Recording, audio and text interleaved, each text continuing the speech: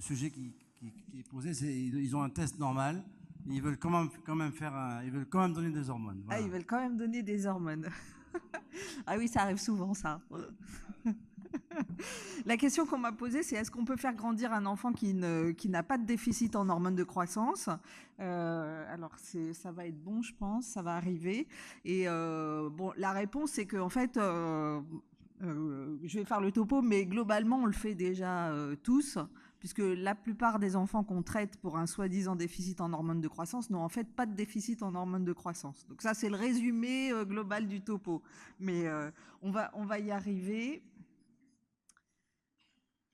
Alors la croissance se résume pas au déficit en hormones de croissance ou à l'axe grosse hormones de croissance IGF-1.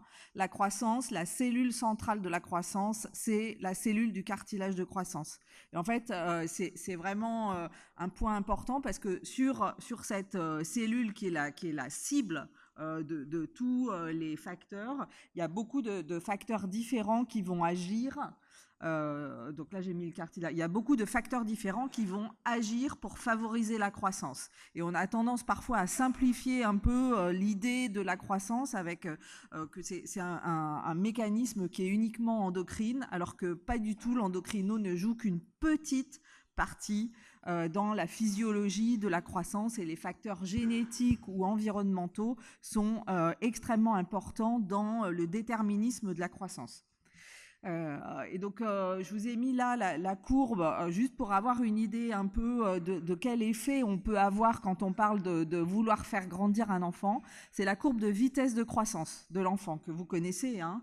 Et donc, vous voyez que chez les nouveau-nés, enfin, in utero, la première année de vie, c'est là où on grandit énormément.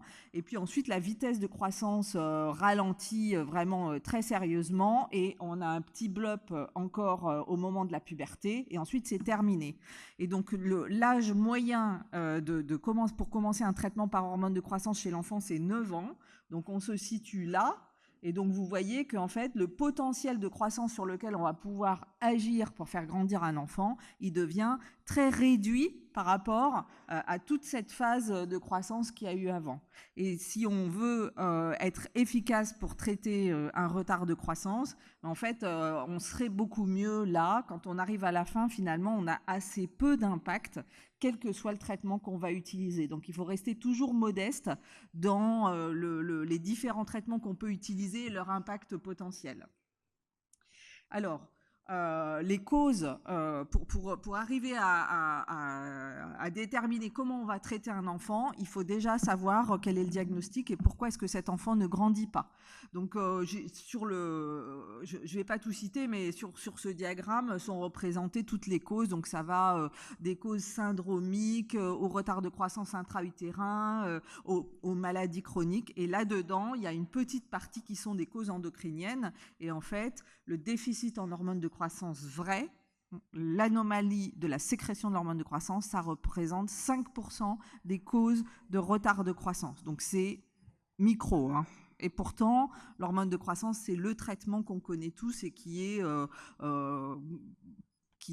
avancé comme étant le traitement phare de la croissance.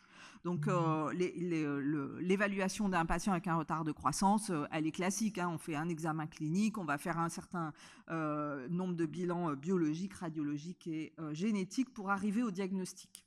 Donc, quand on fait un diagnostic de déficit en hormones de croissance, en fait, il faut rester très, très, très critique parce que les outils qu'on a pour diagnostiquer le déficit en hormones de croissance sont très mauvais. Vous savez qu'on utilise en particulier les tests de stimulation de l'hormone de croissance et qu'on en fait même 2 pour essayer d'augmenter la capacité diagnostique de ces tests. Donc, je vous ai mis sur le schéma, sur la partie droite de la diapositive, vous avez les valeurs qui sont moyennes, qui sont obtenues dans des cohortes de patients de réponse à ces tests. La réponse qui vous dit qu'il y a un déficit en hormones de croissance, c'est quand vous êtes inférieur à 10, donc en dessous là. Et donc, vous voyez que dans une population d'enfants normaux avec une taille normale, il y a une grande partie encore de ces enfants qui vont avoir une réponse au test comme celle d'un qualifié de déficit en hormones de croissance. C'est encore plus vrai chez les patients de petite taille.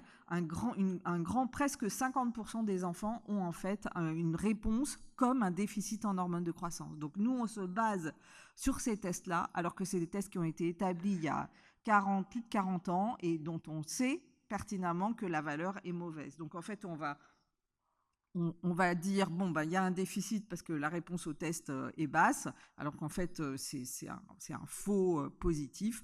Et on va traiter un enfant par hormone de croissance. Donc, on va faire grandir des enfants qui n'ont pas de déficit avec de l'hormone de croissance. Et ça marche très bien. Hein. L'hormone de croissance, ça fait grandir quasiment n'importe qui. La seule façon, et ça je vais écarter ça tout de suite, la seule façon de faire un vrai diagnostic de déficit en hormones de croissance, c'est un taux d'IGF-1 bas et une anomalie à l'IRM. Le reste n'a pas de véritable valeur, ou en tout cas il faut être critique par rapport à l'utilisation qu'on en fait. Et une des preuves que ces tests ne sont pas pertinent, c'est que quand on reteste les enfants à la fin de leur croissance, une fois qu'ils ont fini leur traitement, presque 80% d'entre eux ont une réponse strictement normale. Donc à la fin, il vous reste plus qu'une toute petite partie qui avait véritablement un déficit en hormones de croissance. Alors, est-ce qu'on a d'autres moyens pour faire grandir un enfant qui n'a pas de déficit en GH? Alors, il faut savoir que la taille, déjà, c'est un marqueur important en santé publique. Et donc, il y a une amélioration séculaire de la croissance et de la taille des enfants. Donc, rien que l'amélioration des conditions de vie dans notre environnement, de notre nutrition probablement, fait que globalement la taille d'une population va augmenter. Donc déjà ça permet de grandir. Il y a aussi, on a aussi des données, donc ça c'est une cohorte de patients qui a une maladie rare et on a suivi les tailles finales de ces patients au fur et à mesure des années. Et donc les personnes qui sont nées, vous voyez, avant 1980 ont une taille finale qui est plus petite que les personnes qui sont nées plutôt dans les années 2000. Donc l'amélioration des soins, de la qualité des soins, la prise en charge thérapeutique va impacter aussi la taille des personnes alors même que vous n'utilisez pas d'hormones de croissance. Donc ça c'est une démonstration de la prise en charge globale des enfants a un impact sur leur croissance. Après, il existe des médicaments qu'on pourrait éventuellement utiliser pour accroître la taille ou des mécanismes physiologiques. Donc, par exemple, la puberté. On sait très bien tous que la grande crainte de la puberté précoce, c'est que les enfants soient tout petits parce qu'ils vont souder leur cartilage très tôt. Donc il y a une question qui s'est posée. On est devant un enfant normal, donc le cas que vous me proposez tout à l'heure, là, les tests sont normaux et puis il n'a pas de déficit, qu'est-ce que je fais? Et donc là, les parents vous disent, écoutez docteur, ça serait, si vous pouvez retarder l'arrivée des règles, retarder la puberté, comme ça il va grandir plus longtemps et il sera plus grand. La réponse est non, en fait, ça ne marche pas. Donc ça a été testé, ça a été évalué dans plusieurs études. Si on retarde chez un enfant qui fait une puberté à un âge normal, si on lui retarde sa puberté, il aura exactement la même taille que si vous n'aviez pas fait le traitement. Il va grandir moins vite, mais plus longtemps, mais à la fin, vous arrivez au même résultat. Donc ça sert à rien. Et la seule façon de gagner des centimètres, c'est d'avoir une puberté précoce. Donc ça, c'est une pathologie tout à fait différente. Après, il y a des pathologies qui n'ont pas de déficit en hormones de croissance et qu'on traite très bien avec l'hormone de croissance. On sait que ça fonctionne. Et donc, par exemple, le syndrome de Turner. Donc, dans le syndrome de Turner, on gagne en moyenne, les filles, elles ont une perte de taille de 20 cm. Et avec le traitement, on gagne en moyenne 7 à 8 cm. Donc, c'est un traitement qui fonctionne bien quand vous n'avez pas de déficit en hormones de croissance. L'autre indication de l'hormone de croissance pour laquelle il n'y a pas de déficit et où on a la preuve que ça fonctionne, c'est les enfants qui sont nés avec un retard de croissance intra-utérin. Et donc ça, on a abordé la question hier, donc je vais pas en reparler, mais l'effet est démontré. Et puis ensuite, on a encore d'autres thérapeutiques qui sont disponibles. Alors, les inhibiteurs de l'aromatase. Donc, les inhibiteurs de l'aromatase, c'est un médicament qui est un peu moins connu, qui est utilisé initialement dans le cancer du sein, parce qu'il va bloquer la transformation de la testostérone en œstrogène, et donc il va diminuer les taux d'œstrogène circulants. Donc c'est une protection contre toutes les pathologies hormonodépendantes. Donc, ce qui est intéressant, c'est que chez les garçons qui produisent beaucoup de testostérone, ce qui les fait grandir, c'est pas la testostérone, c'est le fait que la testostérone soit transformée en œstrogène. Et donc, c'est la petite quantité d'œstrogène qu'ils ont qui les fait grandir. Donc, l'idée, ça a été de donner à ces garçons un inhibiteur de l'aromatase pour baisser leur quantité d'œstrogène et leur permettre de grandir, de ne pas souder les cartilages de croissance. Donc, en fait, ça marche, hein, ça marche assez bien. C'est-à-dire que vous pouvez gagner 7 à 8 cm en faisant un traitement de 2 à 3 ans, ce qui finalement est beaucoup plus efficace qu'un traitement de 7 à 8 ans d'hormones de croissance, hein. Ce qu'il y a, c'est que le nombre de sujets étudiés est beaucoup plus petit, le recul est beaucoup moins important que celui qu'on a avec l'hormone de croissance, et on a un effet quand même sur les concentrations circulantes d'estradiol et de testostérone chez les garçons, ce qui pourrait, enfin potentiellement, puisqu'on n'a pas d'indicateur, avoir un impact à long terme qui n'est pas connu. Donc, il y a une certaine prudence dans l'utilisation de ces thérapeutiques-là qui vaut mieux discuter avec des experts.